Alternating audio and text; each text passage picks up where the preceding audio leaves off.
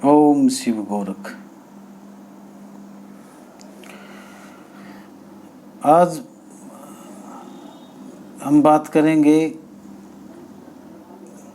जो एक महाभारत के समय की बात है। कहते हैं गुरु द्रोणाचार्य, बताते हैं गुरु द्रोणाचार्य ब्रह्मज्ञानी थे, परंतु मुझे नहीं लगता कि गुरु द्रोणाचार्य ब्रह्मज्ञानी थे।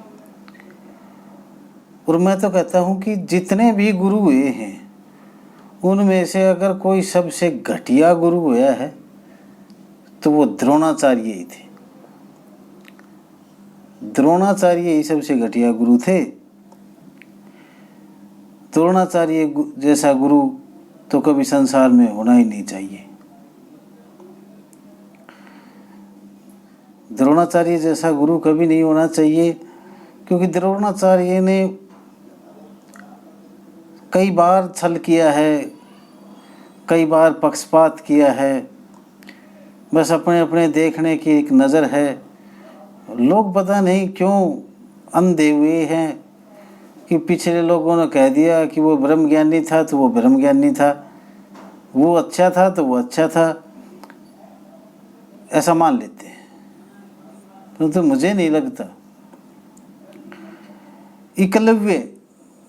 एकलव्य का आपने नाम सुना होगा।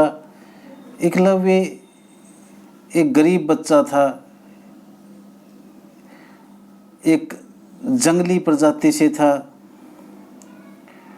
उन्होंने द्रोणाचार्य की कीर्ति सुनी। द्रोणाचार्य की कीर्ति सुनी कि वो बड़े महान गुरु हैं, ब्रह्मज्ञानी हैं, शस्त्र विद्या में निपुण हैं। तो उन्होंने क्या किया, बड़ी मुश्किल से घर वालों से प्रार्थना करके आज्ञा लेके वो द्रोणाचार्य के आश्रम तक पहुँचे। द्रोणाचार्य के आश्रम में गए। द्रोणाचार्य उस समय पांडवों को, कौरवों को शिक्षा दे रहे थे। जाके उन्होंने चरण स्पर्श किए और कहा, हे गुरुदेव, मैं भी आपसे धनुर्विद्या सीखना चाहता हूँ। तो द्रोणाचार्य ने उससे पूछा कि भाई तू कौन है, कहाँ से आया है। उसकी पूरी जानकारी ली। जब उसने बताया कि मैं ऐसे ऐसे जंगल से आया हूँ और मैं धनुर्विद्या सीखना चाहता हूँ, अपना नाम बताया, तो द्रोणाचार्य उसको नट गए कि मैं तो तुम्हें शिक्षा नहीं दे सकता, मैं तो केवल राजकुमारों को ही शिक्षा देता हूँ। क्या शिक्षा के ऊपर केवल राजकुमारों का अधिकार है? क्या गरीब लोग शिक्षा नहीं ले सकते थे? अगर कोई निर्बुद्धि इंसान ऐसा कह देता तो मान ली जाती कि उसको तो ज्ञान ही नहीं है। परंतु स्वयं ज्ञान का देने वाला, ज्ञान का भंडार जिसको कहते थे, वो ही ऐसी तुच्छ बातें कर रहा है, पक्षपात कर रहा है कि मैं तुम्हें इसलिए नहीं दे सकता क्योंकि तुम राजकुमार नहीं हो। तो ये क्या है? ये उसकी विद्वता है? ये तो विद्वान के लक्षण नहीं है, ये तो पक्षपाती के लक्षण है। फिर भी एकलव्य ने उनके चरण पकड़े और कहा कि हे गुरुदेव, मैं तो आपको गुरु मान चुका हूँ, मुझे भी कुछ बताओ, मेरे लिए क्या आज्ञा है, मैं क्या करूँ। द्रोणाचार्य ने कहा, लक्ष्य का अभ्यास। अरे लक्ष्य का अभ्यास अगर उसको करना आता तो वो क्यों सीखने आता वहाँ?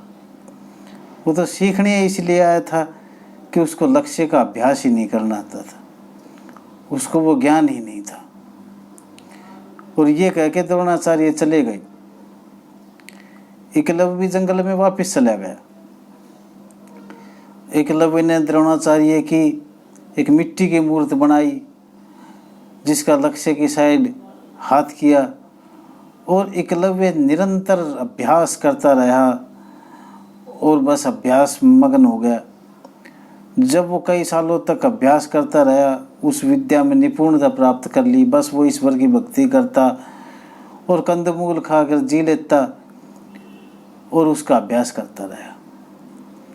उधर पांडवों को और कौरवों को द्रोणाचार्य खुद शिक्षा दे रहे थे। जब वो एक दिन जंगल में उनको घुमाने के लिए लेकर आए तो उन्होंने देखा कि एक कुत्ते का मुंह बाणों से भरा हुआ था और उस कुत्ते के मुंह में चोट भी नहीं आई हुई थी। उसने देखा ये कर्तव्य किसने कर दिया। तो वो अर्जुन ने भी देखा और अर्जुन ने बताया कि गुरुदेव ये किसने कर दिया ऐसा महान कार्य। आपने तो कहा था कि मैं तुम्हें संसार का सबसे बड़ा धनुर्धर बनाऊंगा, ऐसा कर्तव्य करने में मैं सक्षम नहीं हूँ। अब द्रोणाचार्य, अर्जुन, सभी पांचों पांडव उसके पीछे पीछे चले।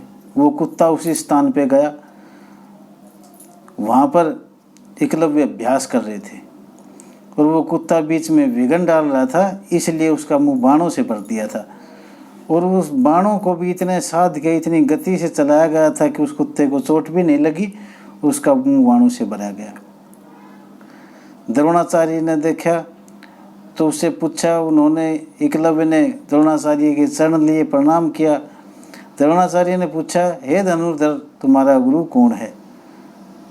द्रोणाचार्य के प्रश्न ने सुन के एकलव्य ने कहा कि गुरुजी मेरे तो आप ही गुरु हो। बोला भाई मैंने तो तेरे को कभी धनुर्विद्या नहीं सिखाई। बोला जी मैं आपके आश्रम में आया था, ऐसे ऐसे उसने पूरी कथा बताई और ले जाके वो मिट्टी की मूर्ति बनाई कि मैंने उस दिन आपकी मिट्टी की मूर्ति बना ली थी, मैं जब से अभ्यास ही कर रहा हूँ और आपके ही कृपा से मैंने ये विद्या प्राप्त करी है। उसने कहा, द्रोणाचार्य ने वहाँ फिर छल कर दिया। जब द्रोणाचार्य ने उसको कुछ सिखाया ही नहीं, द्रोणाचार्य ने उसको कुछ सिखाया नहीं, तो वो फीस लेने का अधिकारी कैसे हो गया। उसने कैसे कह दिया कि मुझे गुरुदक्षिणा दे, जब जिसने विद्या ही नहीं सिखाई तो वो फिर गुरुदक्षिणा का अधिकारी कैसे हो गया। और अगर वो उसको अपना शिष्य मानता था तो उसको आश्रम में स्थान क्यों नहीं दिया। उसको आश्रम में स्थान भी नहीं दिया, आश्रम से निकाल भी गया। जब वो विद्वान हो गया तो उससे फीस लेने के लिए कहता है कि मुझे फीस दे अब तू, क्योंकि मैंने तुझे सिखाया है। अब उसने क्या सिखाया है मुझे तो आज तक समझ में नहीं आया। उसने क्या सिखा दिया दूर बैठे ने, और ऐसा सिखा दिया कि अर्जुन से मान हो गया। क्या था वो छल था। और फिर गुरु दक्षिणा में मांगने के लिए और भी बहुत सी चीजें थे, उसने कुछ नहीं मांगा। क्या मांगा कि अपने सिद्ध हाथ के अंगूठा दान कर दे काट के। किस लिए? ताकि ये गरीब बच्चा कभी अर्जुन से ज़्यादा बड़ा धनुर्धर ना हो। इसलिए उसका क्या किया, उसका बेचारे का अंगूठा ही मांग लिया। ये क्या था, ये छल था। क्योंकि उसको पता था ये राजा नहीं बनेगा और अर्जुन राजा बनेगा। अर्जुन के राजा बनने की संभावना ज़्यादा थी, इसलिए वो अर्जुन को ही महान दिखाना चाहता था, अर्जुन को ही महान बनाना चाहता था, ताकि अर्जुन राजा बनेगा तो उसका राज में एक बड़ा पद होएगा, एक सम्मान होएगा, गुरु के स्थान पर वो होएगा। तो इसलिए उसने क्या किया, उसने उस गरीब का अंगूठा मांग लिया, एक छल कर दिया उसके साथ, धोखा। और कहते हैं कि वो ब्रह्म ज्ञानी था, वो बहुत अच्छा गुरु था, वो कोई अच्छा गुरु नहीं था। और वो देखो एकलव्य की महानता, एकलव्य की महानता देखो, उसकी सरलता कितनी सरल और कितनी महान आत्मा रही होंगी वो, जिन्होंने उससे कुछ सीखा नहीं फिर भी अपना अंगूठा काट के उनको दान कर दिया, जबकि उनको पता था कि अगर मेरा अंगूठा चला गया तो मेरी विद्या चली जाएगी। उसके बावजूद उन्होंने अपना अंगूठा काट के दान कर दिया। तो एकलव्य जैसे शिष्य तो संसार में बार बार होने चाहिए, पर द्रोणाचार्य जैसे छल करने वाले गुरु संसार में कभी नहीं होने चाहिए, नहीं तो कभी गरीब लोगों को शिक्षा प्राप्त नहीं होगी, क्योंकि वो हमेशा छल करेंगे, उन्हें सत्ता का मोह होगा, जबकि एक गुरु को सत्ता का मोह नहीं होता। फिर क्या किया, उसका अंगूठा मांग लिया। जब आगे कहानी चलती है तो क्या होता है कि फिर उसने कर्ण के साथ भी छल किया। जब कर्ण भी वहाँ पहुँचता है, वो भी तैयारी करके आया है, वो युद्ध करने के लिए तैयार है, वो परीक्षा देने के लिए तैयार है। फिर उससे पूछा जाता है कि अपनी जाति कुल वर्ण बता। क्यों? धनुष चलाने के लिए जाति कुल वर्ण की जरूरत नहीं होती। लक्ष्य का अभ्यास किसने कितना किया है वो उस चीज का पता होना चाहिए। पर उनको पता था कि अगर ये मैदान में आया तो अर्जुन को हरा देगा और हमें तो अर्जुन को जिताना है, क्योंकि अर्जुन राजा बनेगा और हमारा सम्मान होएगा। अगर अर्जुन राजा नहीं बना तो उसमें हमारी तौहीन है। इसलिए उन्होंने पहले ही उसको रास्ते से हटा दिया और उसको मैदान में ही नहीं आने दिया। अगर वो उस परीक्षा में भाग लेते तो ना पांडव विजय होते, ना कौरव विजय होते, केवल कर्ण विजय होते। परंतु ऐसा वो नहीं चाहते थे, इसलिए द्रोणाचार्य ने उसके साथ भी छल कर दिया। ऐसा छल करने वाला मान कैसे हो सकता है? ऐसा छल करने वाला कभी मान नहीं हो सकता। ये उसने दूसरी बार छल कर दिया। वो समय देखकर निर्णय लेता था। जब तीसरी बार महाभारत का युद्ध हो रहा है, को पता है जब भी उसने छल किया, इससे बड़ा और छल क्या होगा जब उसकी शिष्य की पत्नी द्रौपदी का चीरहरण है और गुरु वहां विराजमान है। तब उसने अपना धनुष क्यों नहीं उठाया? तब उसने क्यों नहीं कहा कि ये गलत है? उसके सामने एक क्षत्रिय की लज्जा को उसने ध्यान में नहीं रखा। उसने एक क्षत्रिय की मर्यादा भंग हो रही है, वो उसको कोई फर्क नहीं पड़ रहा। वो कैसा गुरु है? वो कैसा गुरु है? वो अगर उसके शिष्य की पत्नी ना भी होती तो भी एक अच्छे इंसान के नाते उसको उसकी सहायता करनी चाहिए थी। क्या आज ऐसा हो रहा होगा? आप सब देख लेंगे। हम सबको चुप रहना चाहिए ऐसे समय के ऊपर। क्या ये मानता है? मुझे नहीं लगता ये कोई मानता है। ये मूर्खता है, ये पक्षपात है, क्योंकि उनको पता था कि इस समय कौरवों का पलड़ा भारी है, इसलिए उन्होंने कौरवों का साथ दिया, ना कि पांडवों का साथ दिया। जब महाभारत का युद्ध हो रहा है, उसको पता है कि पांडव सही हैं, कौरव गलत हैं, फिर भी कौरवों का साथ दे रहा है, फिर भी कौरवों का साथ दे रहा है। क्या ये ज्ञान होते हुए अगर ये इंसान गलत है और उसका साथ देना, ये कौन सी विद्वानता है?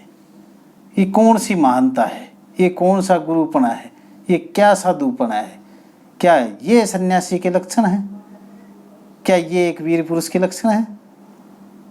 क्या ये महान लोगों को ऐसा करना चाहिए?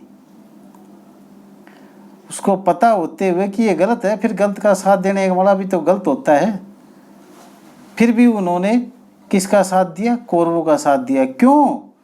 क्योंकि संभावना थी, और ज़्यादा संभावना थी कि विजय कौरवों की होगी।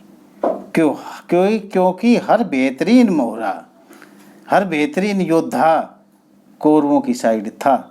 उसको पता था कि 100 में से 99 पॉइंट तो कौरव ही जीतेंगे, और कौरव जीते तो मुझे उच्च स्थान मिलेगा। इसलिए जब जिस अर्जुन का वो साथ दे रहा था, जिस पांडवों का वो साथ दे रहा था, फिर उसका भी साथ नहीं दिया। क्यों? क्योंकि उसको सत्ता का मोह था। तो वो इतना मान नहीं था जितना लोगों ने उसको दर्शा दिया है। जितना लोग उसको बताते हैं वो उतना मान नहीं था। ये महानता की कोई लक्षण नहीं है। ये महानता, ऐसे लोगों को महान बनाने के पीछे क्या भाव है? अरे अगर ऐसे लोग महान होंगे, ऐसे लोगों को अगर महान कहा जाने लगेगा तो आज भी ऐसे लोग हो जाएंगे। यही मानता है। गलत का साथ दो, गलत हो रहा हो तो चुप रहो, तो अपना फायदा देखो, ये महान लोगों के लक्षण नहीं है। वो महान तब होता जब वो एकलव्य को भी शिक्षा देता और समान अधिकार देता, कि जो श्रेष्ठ होगा उसी को श्रेष्ठ घोषित किया जाएगा, वो तब महान होता। जब वो कर्ण को भी स्थान देता कि ठीक है, अगर तू आया है तो अपनी श्रेष्ठता सिद्ध कर दे, जो श्रेष्ठ होगा वो आगे निकल जाएगा, वो तब महान होता। वो तब महान होता जब द्रौपदी का चीरहरण हो रहा था। चीरहरण की बात ही ना होती अगर वो पहले अपने शस्त्र उठा के ये कहता कि सब रुक जाओ, ये अन्याय है, ये पाप है, अगर ऐसा नहीं होगा, अगर ऐसा हुआ तो पहले मुझसे युद्ध करना पड़ेगा। कोई ऐसा महारथी पांडवों में, कौरवों में किसी दल में ही मौजूद नहीं था जो उसका मुकाबला कर सके, क्योंकि वो तो खुद उनको सिखाने वाला था, वो तो खुद उनका गुरु था। हर चाल को, हर वार को जानता था, हर वार की काट वो जानता था, और उसका मुकाबला दुर्योधन कभी ना कर सकता। परंतु उसने ऐसा नहीं किया क्योंकि उसके मन में छल था, उसके मन में छल था, इसलिए वो ऐसा नहीं करना चाहता था। फिर वो क्या मानता हुई? वो कोई मानता नहीं थी। उसकी मानता जब होती जब वो महाभारत के युद्ध में भी कौरवों का साथ न देकर पांडवों की साइड खड़ा हो जाता कि तुम गलत हो, मैं तुम्हारे साथ नहीं हूँ, मैं सही के साथ हूँ, मैं तो इनकी साइड हूँ, तुम्हारी साइड नहीं हूँ क्योंकि तुम गलत हो। क्या गलत का साथ देने वाला मान होता है? तो ये जो बातें हैं, इनसे मुझे ऐसा लगता है कि लोगों ने अपने लिख लिख के उसको मान बनाया है, बाकी वो कोई मान नहीं था। मेरी अपनी व्यक्तिगत धारणा है कि ऐसा गुरु संसार में कभी नहीं होना चाहिए, और एकलव्य जैसे शिष्य, कर्ण जैसे धनुर्धर दानवीर इस संसार में होने चाहिए। और जो अन्याय का पलड़ा देखकर, जिसको पता है ये अन्याय है और फिर उसका साथ दे रहा है, वो खुद अन्यायी है। जो पाप का साथ देता है वो भी पापी है, जो गलत का साथ देता है वो भी गलत है। और जो इतना पक्षपाती हो वो कभी श्रेष्ठ गुरु नहीं हो सकता, वो कभी ब्रह्म ज्ञानी नहीं हो सकता। बस वो क्या हो सकता है? वो पक्षपाती है, ब्रह्म ज्ञानी नहीं है, ये समझने की ज़रूरत है। तो ऐसे लोगों को कभी महान नहीं समझना चाहिए और ना ही महान मानना चाहिए। और अगर किसी को इस बात में कोई शक लगता है तो कमेंट करके मुझे बताए, वो मुझे बताए कि वो कैसे मानता। ओम शिव गोरख।